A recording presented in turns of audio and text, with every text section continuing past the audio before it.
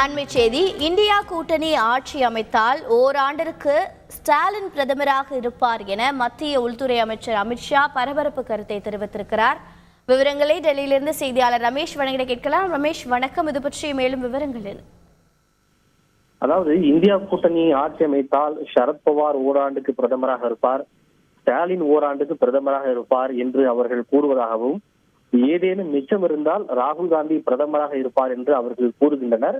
நாட்டை இப்படியெல்லாம் வழிநடத்த முடியாது என்று உள்துறை அமைச்சர் அமித்ஷா தனியார் செய்தி நிறுவனத்திற்கு அளித்துள்ள அந்த நேர்காணலில் தெரிவித்துள்ளார்.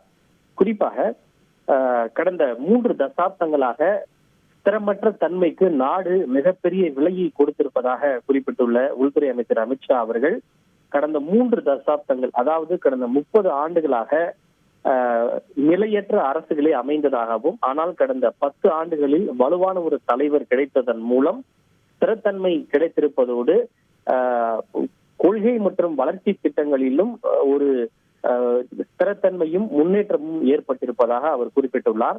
ஆனால் தற்போது இந்திய கூட்டணி கட்சிகள் என்ன கூறுகின்றன? நாங்கள் ஆட்சி அமைத்தால் சரத்பவார் ஓராண்டுக்கு பிரதமராக இருப்பார், மமதா ஓராண்டுக்கு இருப்பார், ஸ்டாலின் ஓராண்டுக்கு இருப்பார், ஏதேனும் மிச்சம் இருந்தால் ராகுல் காந்தி பிரதமராக இருப்பார், நாட்டை இப்படி எல்லாம் வழிநடத்த முடியாது என்று உள்துறை அமைச்சர் அமித்ஷா தெரிவித்திருக்கிறார். இதோட பின்னணியை நாம் பார்த்தோம் என்றால், கடந்த சில நாட்களாக பிரதமர் மோடி, அது மகாராஷ்டிராவாக இருந்தாலும் பீகாராக இருந்தாலும், எதிர்கட்சிகளின் மீது ஒரு ஸ்ட்ராங்கான கிரிட்டிசிசத்தை முன்வைத்து வருகின்றார். அதாவது இந்தியா கூட்டணி ஆட்சி அமைத்தால் 1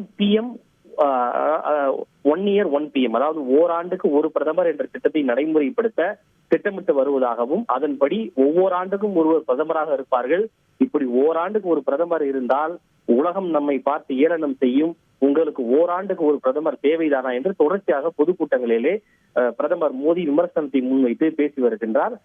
அதற்கு எதிர்வினையாற்றிய எதிர்கட்சிகள் சில, நாங்கள் ஓராண்டுக்கு ஒரு பிரதமரை கூட ஏற்றுக்கொள்ளும், ஆனால் நிச்சயம் பிரதமரை நாங்கள் மோடியை வரவிட மாட்டோம் என்று கருத்து தெரிவித்திருந்தன. அதற்கு எதிர்வினையாற்றுகின்ற விதமாகத்தான் உள்துறை அமைச்சர் அமித்ஷா இந்த கருத்தை தெரிவித்திருக்கிறார். விரிவான தகவல்களை வழங்கியதற்கு நன்றி ரமேஷ்குமார். செய்திகளை உடனுக்குடன் தெரிந்து கொள்ள உடனே சப்ஸ்கிரைப் பண்ணுங்க.